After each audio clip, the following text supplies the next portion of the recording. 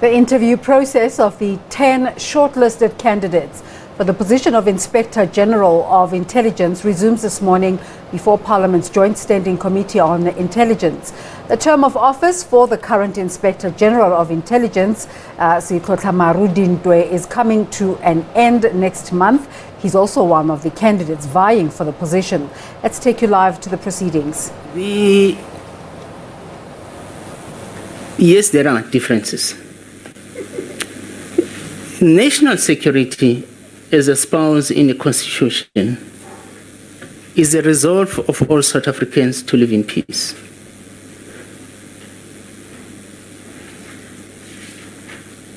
In relation to state security, it's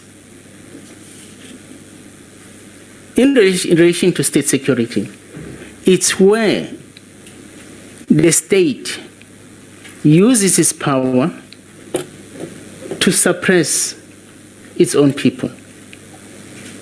I.e., we need a secure state as opposed to state security.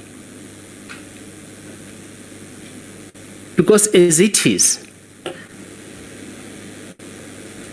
we have such high unemployment rate where a number of people, of citizens in the country cannot get employment,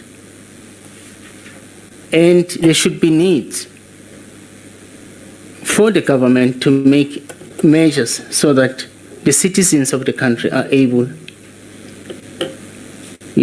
to make a living. National security, intelligence. National security is not intelligence, but intelligence must actually assist the government to achieve its national security.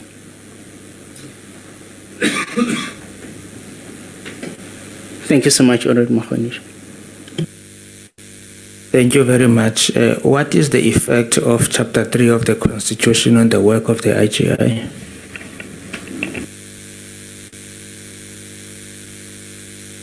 Must I repeat it? No, okay. Thank you so much, Honorable Mahonish. Okay, thank you very much. The effect of Chapter 3 in the Constitution is that there should be collaboration. It's makwanisha. Makwanisha. Not makwanisha. Makwanisha. Thank you so much, Honorable Ndlozi. Is it not one and the same? He wants to change himself. You know, makwanisha means something else, man. No, I've been called so many names, it's fine. Okay, on a lighter note, you can continue. Thank you. The effect of this Chapter 3 on the Office of the Inspector General relates to issues of cooperation, the issues of state institutions of supporting one another, relates to issues of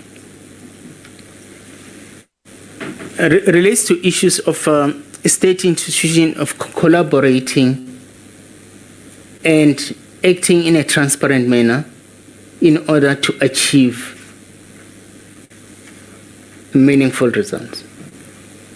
Thank you so much, Aaron Makwanisha. The last one. The principles of transparency are in which chapter of the Constitution? And the security? They are in Chapter 11 of the Constitution, and I think it's section. Can I just find out? Do you think it's a fair question? Because nowadays, if you want it, you can Google, you can just page through. We're not gonna go.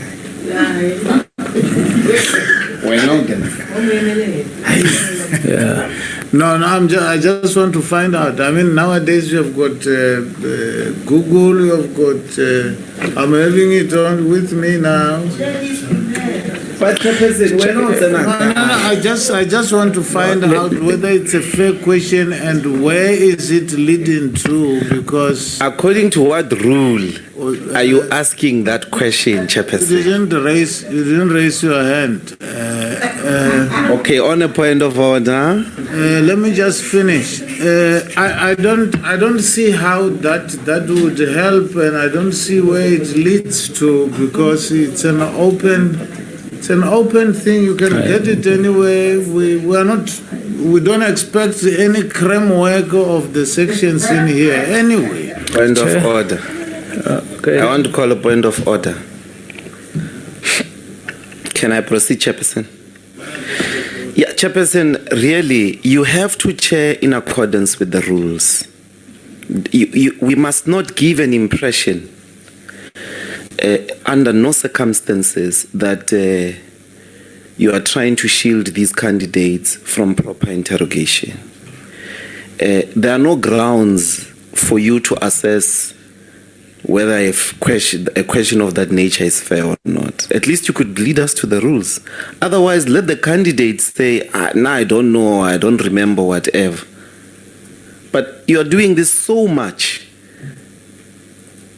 and it really also is interfering with the time. And you won't give Makhwanisha more his time after year. Okay. Please. Okay, but I think as I sit here, somehow I must determine whether the process is fair or not. Well, according to a person who chairs. And I'm still on that one. Or if according to the chairperson, I don't see the purpose of the question, and it's within my rights to give him a chance whether he wants to answer it or not. Chair, may I? So you go. It's up to you. May I proceed? May I address the chair? Chair, Thank you very much. Yes, thank you very much, Chair. This section, of which he has correctly identified, it's a foundational clause that directs the work of the IG in relation to this committee, to the principles of transparency. So it's a foundational clause for the office of the IGI. That is why I'm asking it, Chair. And already you stopped him when he had already said the correct section. Yeah, but as a matter of principle, do we have to say what is chapter 9, 7.411? What does it say? That is, I mean, as a matter of principle, I don't see that as being fair. Anyway, over to you. Just a point of procedure, Chair. You see, a person that's applying for the job of being a chairperson of a committee should know the rules that govern. They should be part of a daily praxis that I'm ruling according to the following rules. So a person who wants to be an IGI should know the relevant constitutional clauses that apply to their job. And so what Honorable Magwanisha is doing is teasing the candidate on the competence of these relevant sections, and that is highly important. You couldn't filter that. It is wrong. Again, I'm cautioning you, Chair. Don't filter. It's not your place. Okay. That is for another day, or it will be between me and you then. Over to you. Yeah, he always filters himself when I talk. Over to you. Thank you, Honorable Chairperson. Honorable Makhwanisha, as I've indicated, it's Chapter 11, if I'm not of the Constitution. It's Chapter 11 of the Security Services, subsection 8, if I'm not mistaken. Thank you so much, Honorable Makhwanisha. No, thank you very much. Thank you very much, Mr. Jelle. Thank you very much, Chairperson. Thank you very much. The Honorable Doctor. Thank you, Chair.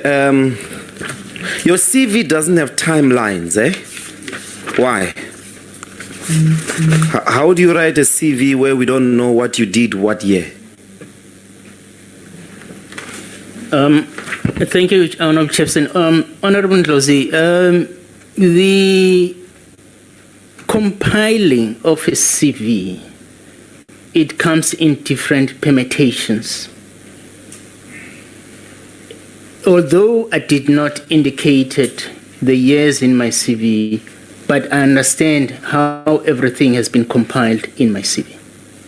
Thank you so much. So CVs can, a curriculum vitae can have no timeline. That's very new. Anyway, on page 5, you write about conference presentations. The very first bullet point, which does not have a date as well, you say you drafted a keynote address for the Minister of Intelligence, Mr. Ronnie Castles, for the Brandhurst Dialogue on Terrorism and Radical Islam in Southern Africa.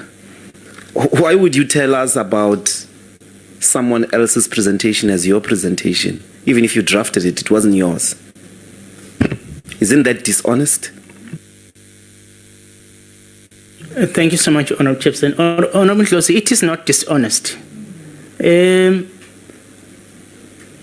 That speech I drafted, it's when I was working at the National Intelligence Coordinating Committee, and I was part of the delegation of the then former Minister Ronnie Castles to the Brandhurst conference, wherein I participated in all the deliberations that actually took place. Did you make a presentation, you, at this conference, or did Ronnie Castles make it? Honorable Ndlozi, I contributed speeches. So Mr. Ramaphosa is going to speak to the country tomorrow. The drafters of the speech could put his speech as their presentation. That's not standard practice. If I contributed to someone else's speech, I couldn't call it my presentation. Do you understand the trick here? What are you getting onto with this? As I indicated, Honorable Ndlozi, that although I did not make the actual presentation, it was a speech that I drafted for the former minister. Yeah, that's fine. We disagree. I get it. Now, yes. Final question on your... When were you in the US? And what did you do there? In the US, Honorable Ndlozi, we attended the Inspector General certification program. That was in 2013, if I'm not mistaken. Thank you, sir. That's the only time you were in the US? Also, I went with the late former Inspector General of Intelligence, Advocate Khadebe, to the US to do oversight engagement with the stations of the foreign branch. That was in 2012. You've never been trained in the US? As I indicated, there was a certification program that I attended. Yeah, who gave that program? The CIA? It's the various institutes in the USA where various Inspector General of Intelligence attend, to sharpen their knowledge and share experiences. Yeah, who organizes it? Is it the CIA? It is the various Inspector Generals in the USA. The Conference of Inspector Generals? Yes, sir. Okay. My final set of questions is, what innovations coming out of artificial intelligence could the Office of the IGI employ to strengthen cybersecurity?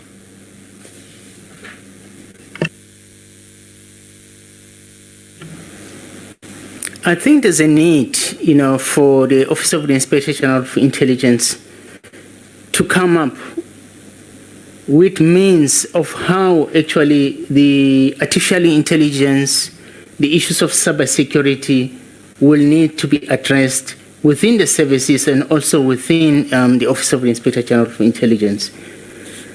What I mean by this is that there's a need for the Inspector General to create platforms, smart platforms of technology to access intelligence that is in the services and also... excuse me, I don't have time. What innovations coming out of artificial intelligence, if you were employed tomorrow, we say now you are the IG, what innovative tools coming out of artificial intelligence would you employ or buy or have to strengthen the IGI's cybersecurity? Remember, there's a problem of cybersecurity in relation to the office of the IGI. You could be penetrated because you share, for instance, your basis with SSA. But what are the innovative tools that are coming out of artificial intelligence could you buy tomorrow to strengthen cybersecurity in the office of the IGI? I mean, you've been there for 13 or 15 years. Oronlozi, the innovative tools that one could install is to ensure that there should be issues of a buffer zone. I mean, our platforms as they are, right, align with the SSA. So there's a need that there should be specialists within the artificial intelligence sector. That what artificial intelligence tools could you employ tomorrow? You can say you don't know. Let me ask you differently. Do you have a cybersecurity vision for the office of the IGI? What would that entail? The cybersecurity... I'm pushing you because you've been there for long. You've applied for this position for 3 times. I think, ask your question, let him answer. No, I'm sorry, Chair. I'm not, it doesn't mean to push. I want you to come out with the answer. You know what I mean? I don't mean to be pushy. You've been in the office for so long. There's a big cybersecurity question to that office. I'm sure you know that. You've interacted in the committee about that. You are coming here, you want to be the IGI. What would be your cybersecurity vision if we were to give you the office tomorrow? No bullying. Bullying won't be allowed in here. If you don't protect me, I'm going to be forced to protect myself. I'm not bullying. I'm pushing. No, yes. Honorable Dozie, the innovative tools that one would apply in the Office of the Inspector General of Intelligence would relate to tools, for instance, like your interceptions tools to understand how the interceptions communication systems function.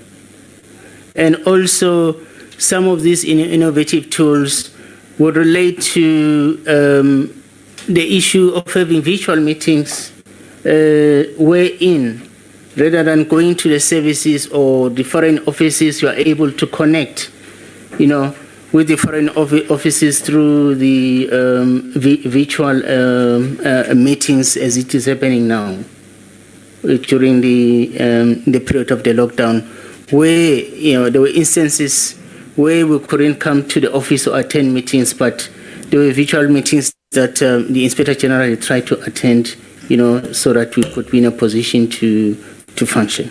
Thank you so much, Honorable Fields. Is my time up? Time up. Okay. Now it will be time for follow-ups, if there are any follow-ups. You have a follow-up, my good doctor? I'm a bad doctor today. Is it fair for us to recommend you as the next IGI when you have been in that office for so long? We want to inspire South Africans that something different is going to happen. Why should we recommend you? What is this different thing that has not happened that you are going to do? Particularly because you do not even have a cyber security vision. Majority of intelligence today and the intelligence threats, particularly with the fourth industrial revolution that the country faces, relate to the Internet of Things, artificial intelligence, cybernetics. You said nothing of those things. Why should we recommend you?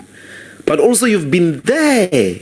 You've tried 3 times. You've worked with many of them. Give us something to say when we go to deliberate. It's really a chance for you to market yourself, that we will be able to be accepted by South Africans, that there is going to be a renewed confidence in the oversight capabilities of this office. Thank you so much, Honorable Ntosi. Honorable Chairperson, my response to that is that one understands the business organization of the intelligence services. One understands the deficiencies, the weaknesses, and the strengths. And with the number of years of experience that one has accumulated, one will be in a position to assist this committee so that the Inspector General is able to function or execute his mandate effectively and efficiently. Thank you so much, Honorable Ntosi. Just wondering whether I must no, I asked follow-ups and I even said there's only one. So I'm just wondering why I must give you the follow-up.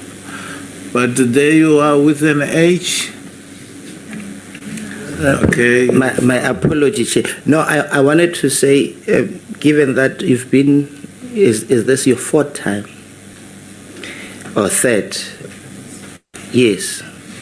Now, for someone who wants to give you a benefit of a doubt, you must be able to say, since then up to now, this is what I've learned, and this is what I've done, and this is what I'm bringing on board. Chair, you would recall last night I said, trying becomes a futile exercise if all what you do is constantly fail. I remember very well. Yes, so you must repeat it. Exactly. So, Mr. Jell, trying becomes a futile exercise if all you do is constantly fail. Tell us, lesson learned then, what you've implemented now, what is the new you?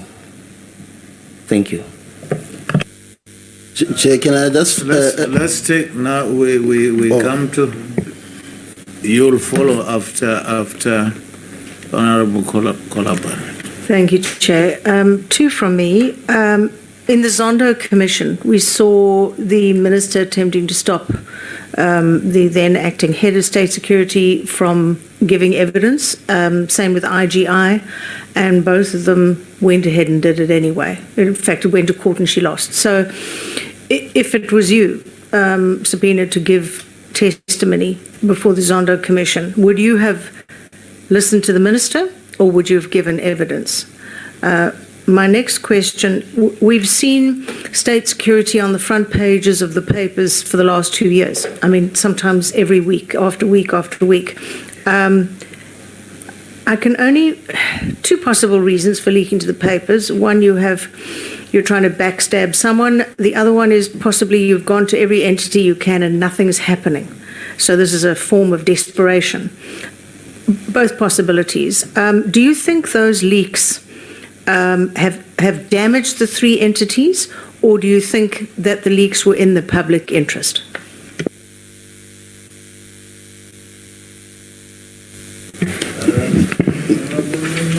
Chair, the issue of the regulations, I want to believe that the answer that challenges in the sense that Mr. Jele says they gave the regulations to the committee in the fourth administration, and this has been an area that we have identified as critical.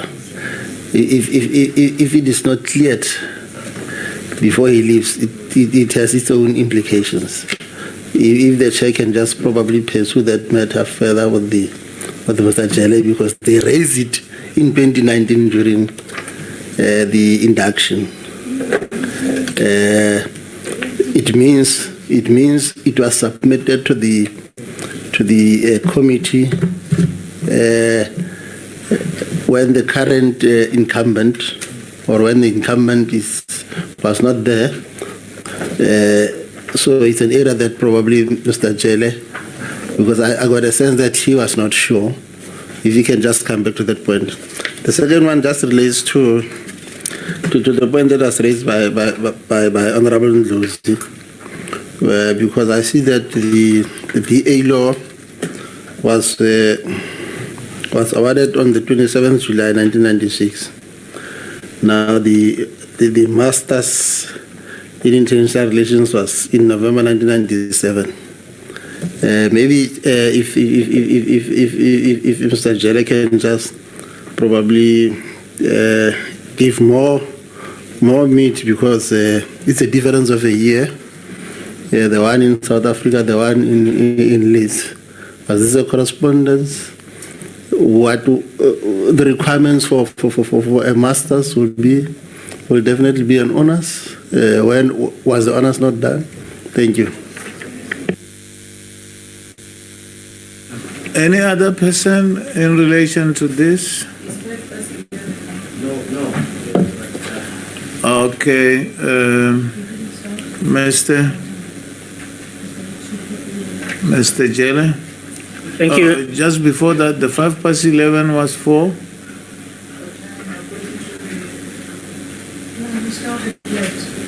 Now we still have got some minutes, depending on what time we started. Over to you, Mr. Jele. Thank you, Honorable Chairperson. I'll start with the last question by Honorable Moima, that my studies, the one in 1996 and 1997, when I completed the BA law, I then got a scholarship to go and do a full-time study in the United Kingdom at Leeds University. That was a full-time. Really interesting process there. We'll endeavor to take you back.